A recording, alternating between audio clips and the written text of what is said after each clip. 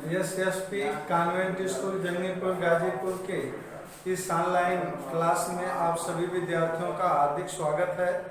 Good morning to everybody. हम लोग पिछले वीडियो में सब्जेक्ट और उसके पार्ट्स के बारे में अध्ययन किए थे। अब ये जो वीडियो प्रारंभ होने जा रहा है ये वाक्य के दूसरे भाग प्रेडिकेट के बारे में अध्ययन करेंगे। देखेंगे प्रेडिकेट विधेय।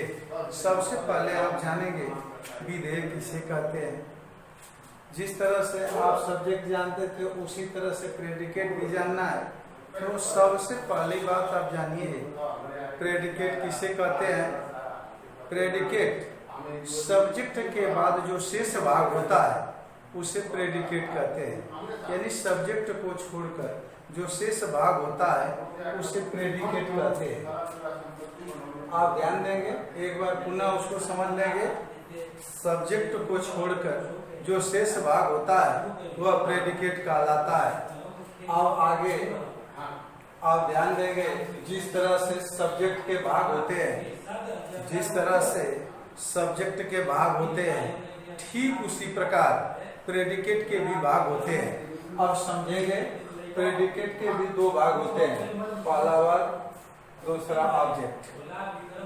पहला जो है वर्ब क्रिया, दूसरा ऑब्जेक्ट। देखिए वर्ब क्या होता है। वर्ब इज वर्ड विच से समथिंग अबाउट सब्जेक्ट। मतलब वाक्य में जो कार्य किया जाता है उसे वर्ब क्रिया कहते हैं। अब समझिएगा, देखिए वर्ब जो होता है, अब प्रायः अगर आप प्रेडिकेट पार्ट में देखें तो हेल्पिंग वर्ब आता है, मेन वर्ब आता है, लिंकिंग वर्ब आता है। अब थोड़ा सा हम लोग वर्ब में जो है हेल्पिंग वर्ब, मेन वर्ब और लिंकिंग वर्ब के बारे में जो है समझेंगे। देखिए हेल्पिंग वर्ब क्या होता है, ध्यान देंगे। हेल्पिंग वर्ब क्या होता है, वाक्य में वे क्रियाएं जो टेंस या मोड बनाने में सहायता करती हैं हेल्पिंग वर्ब कहलाती हैं।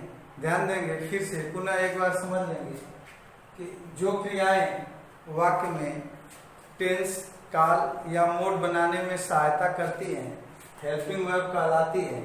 जैसे मैं एक आपको एग्जांपल बताना चाहूँ, I am reading a book.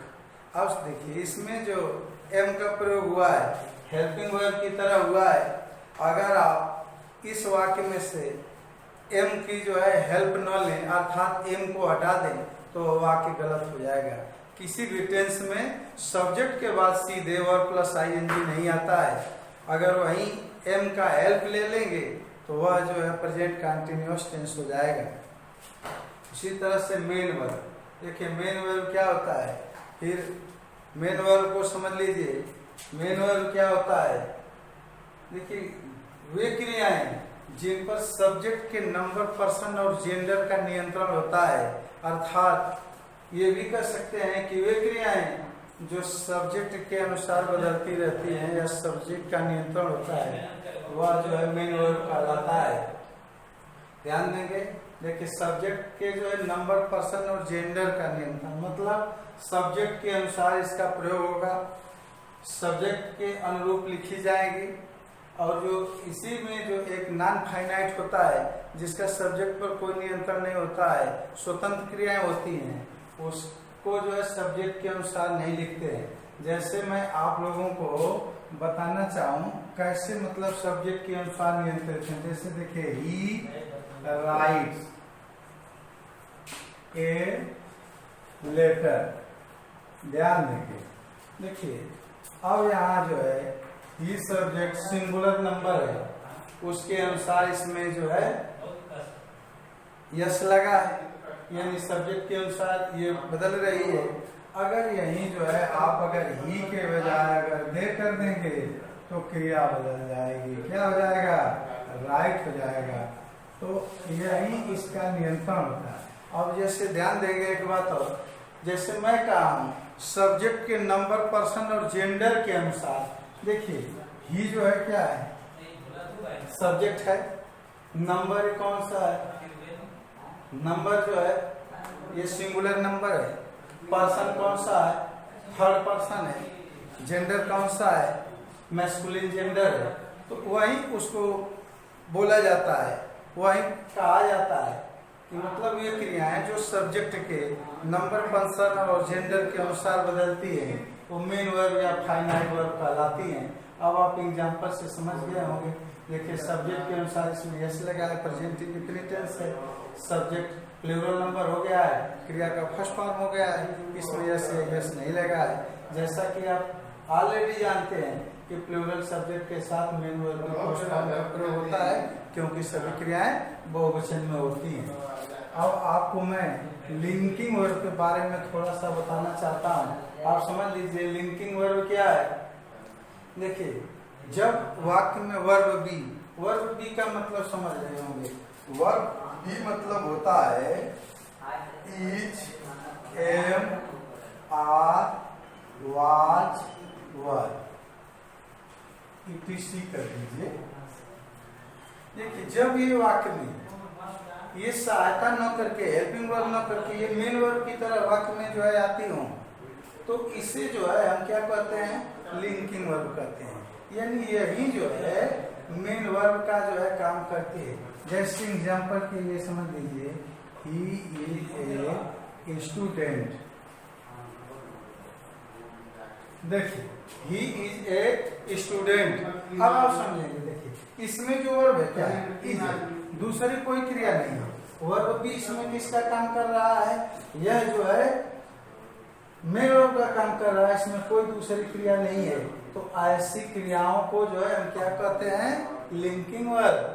अगर यही किसी मेन वर्ब के साथ आएगी तो इसे कहेंगे हेल्पिंग वर्ब, और जब ये अकेले आएगी तो यह कहलाएगी लिंकिंग वर्ब। और इसी तरह देखिए ऑब्जेक्ट, कर्म। देखिए इसके भी दो भाग होते हैं, ऑब्जेक्ट के भी दो भाग होते हैं। कौन? पहला डायरेक्ट ऑब्जेक्ट प्रत्यक्ष कर्म, दूसरा इनडायरेक्ट ऑब्जेक्ट अप्रत्यक्ष कर्म। अब समझेंगे डायरेक्ट ऑब्जेक्ट क्या होता है, यह प्रायः जो है निर्जीव। डायरेक्ट ऑब्जेक्ट क्या होता है, यह प्रायः निर्जीव वस्तु होता है। जैसे देखिए अब पुनः मैं आपको एक बार रिमाइंड कराना चाहता हूँ, ही राइट्स ए लेटर। अब देखिए लेटर ऑब्जेक्ट है और निर्जीव है, डायरेक्ट ऑब्जेक्ट है। तो अगर आपसे कोई पूछता है डायरेक्ट ऑब्जेक्ट किसे कहते हैं तो क्या कहेंगे, यह प्रायः निर्जीव वस्तु होता है। ठीक है, क्या फिर से जो है इसको ध्यान से समझ लीजिए। अगर आपसे कोई पूछता है डायरेक्ट ऑब्जेक्ट किसे कहते हैं तो आप क्या बोलेंगे, यह प्रायः निर्जीव वस्तु होता है। और वाक्य में जो है व्हाट क्या लगाकर प्रश्न करने पर उत्तर में प्रायः जो है डायरेक्ट ऑब्जेक्ट आता है।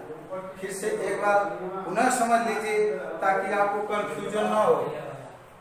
डायरेक्ट ऑब्जेक्ट यह प्रायः निर्जीव वस्तु होता है और वाक्य में व्हाट क्या लगाकर प्रश्न करने पर उत्तर में प्रायः डायरेक्ट ऑब्जेक्ट आता है। दूसरा होता है इनडायरेक्ट ऑब्जेक्ट अप्रत्यक्ष कर्म। इनडायरेक्ट यह प्रायः सजीव प्राणी होता है।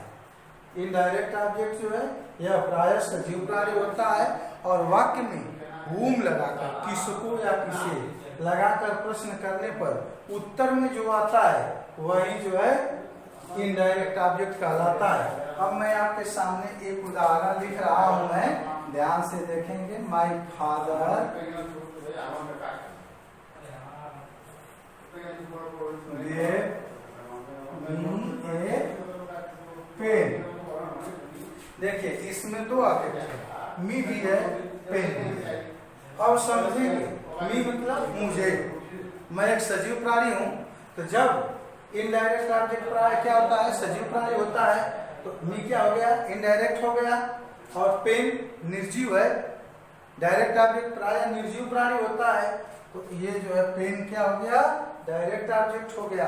जैसे जानने के लिए क्या करेंगे, अब क्वेश्चन करिए उसी में, आपको क्या बताया गया, व्हाट से प्रश्न करेंगे तो आपको डायरेक्ट ऑब्जेक्ट आ जाएगा, और whom से प्रश्न करेंगे तो इनडायरेक्ट ऑब्जेक्ट आ जाएगा।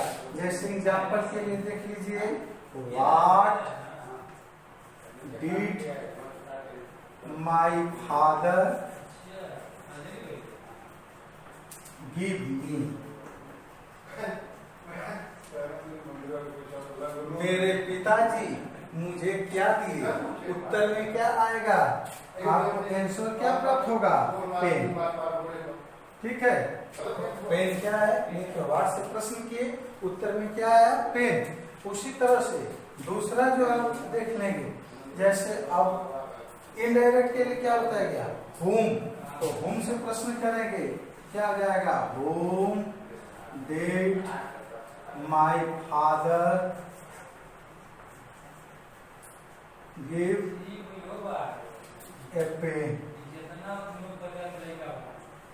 मतलब इसका अर्थ क्या होगा, मेरे पिताजी मुझे, whom did my father give a pen, मेरे पिताजी एक कलम किसको दिए, तो आंसर आपको क्या प्राप्त हो जाएगा, मुझे दिए। इस तरह से आप समझेंगे कि जो है आप डायरेक्ट ऑब्जेक्ट क्या है, इनडायरेक्ट ऑब्जेक्ट क्या है। अब आगे अगर आपको किसी तरह की समस्या होती है तो आप मेरे कांटेक्ट नंबर 9889665382 पर संपर्क करके आप इसके बारे में और अधिक जानना चाहते हैं तो जान सकते हैं। अगर कोई डाउट है तो क्लियर कर सकते हैं। Thank you very much.